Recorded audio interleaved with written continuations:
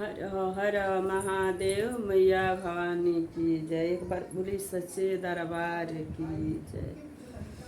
भजन कर शिव गुरु के सुंदर नारी, भजन कर शिव गुरु के अपना सवख लगी पोखरा खनवानी हो, अपना सवख लगी पोखरा खनवानी हो।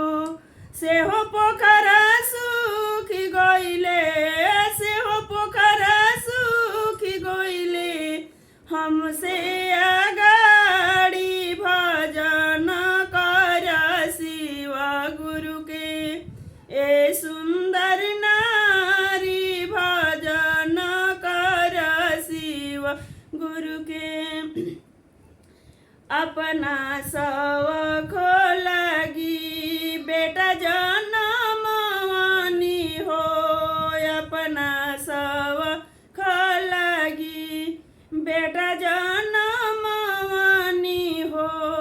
से हो बेटा अलगा भइले, से हो बेटा अलगा भइले, हमसे अगाड़ी भजन कर शिव गुरु के ए सुंदर नारी, भजन कर शिव गुरु के अपना सवख लगी बेटी जनमवानी हो, अपना सवख लगी बेटी जनमवानी हो।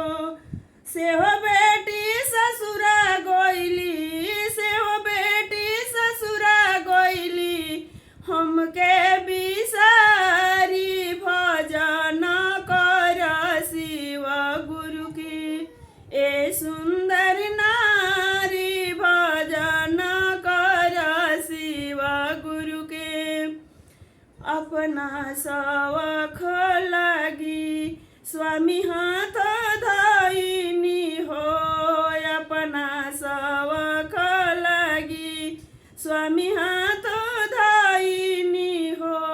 से हो स्वामी जोगी भइले, से हो स्वामी जोगी भइले, हमके बिसारी भजन कर शिव गुरु के ए सुंदर नारी, भजन कर शिव गुरु के ए सुंदर नारी, भजन कर शिव गुरु के पहिले में दया बदू सर के में चर्चा हो, पहिले में दया